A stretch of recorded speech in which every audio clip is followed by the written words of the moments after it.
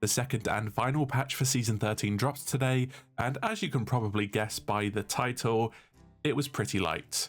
If you want to see the new Emporium gear, a small update to the gold shop, and a look at the upcoming events, I've got you covered. Kicking us off with a modest Emporium update, we have a smattering of new stuff.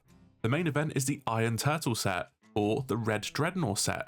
As usual, this is a ship set, clothing, and a 6-piece weapon set. I really love the look of this, and it feels like a cross between the Ocean Crawler and Dark Adventurer sets. We have the new Tourist emote bundle with several sightseeing poses. There's new cursed pets arriving, with the Sunken Curse Mal and Whippet. This is a new curse not seen on pets before, so expect this to be slowly applied to all other pets going forward. Your freebie emote is the Conductor emote. Don't forget to grab that.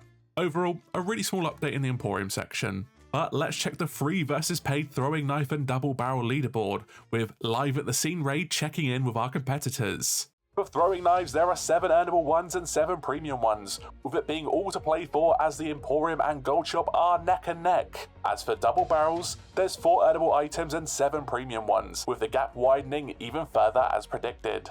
Back to you at the studio, Ray. Thanks for sharing Live at the Scene, Ray. Moving swiftly on, Outpost stock is light with a little silver lining. The Fish or Piscine Courtly jacket is here, with this being the 5th reskin in a row of the Courtly jacket. The Flaming Jackal does have new parts, being the pistol and the blunderbuss, along with a fishing rod. It's been just over a year since the last few items came out. It's nice to see this set was actually continued eventually. However, Rare's also added new corsets in the shirt section, which are meant to replicate binders based off of their fit and description.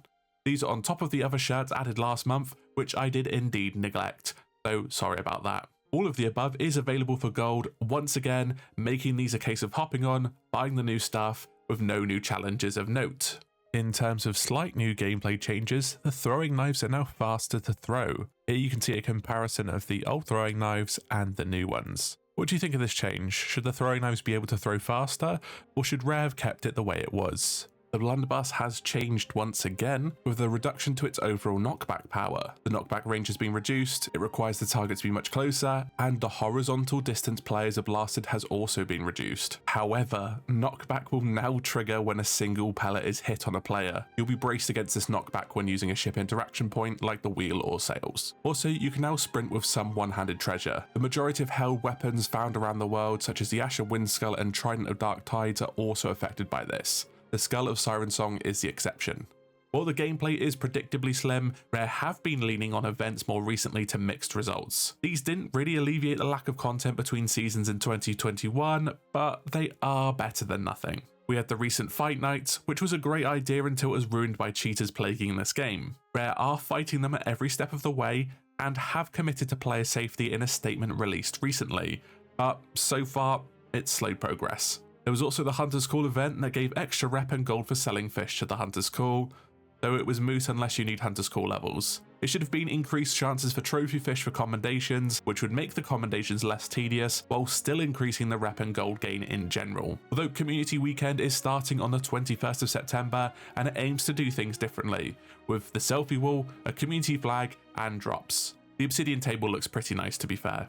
You can bag yourself the community crate, which appears to be a nice supply crate, and there's also time-limited bounty voyages for hunting down the Ashen Devout Captains. Unfortunately, the game just feels very stagnant, with the current discourse being about cheaters, weapon balancing, and bugs, which wasn't the case when Season 13 landed. Sea of Thieves is stuck in a perpetual state of peaks and troughs, with post-season content being really slim. As much as events are good, they don't carry the 3 months in between seasons like they should do. I promised I would talk about this in the future, and I will, so you'll have to wait for a more nuanced video on that topic going forward. Hopefully it's done by next week. Season 13 started on a massive high, but as Flameheart sits on his fiery ass, the excitement for this season has been reduced to cinders.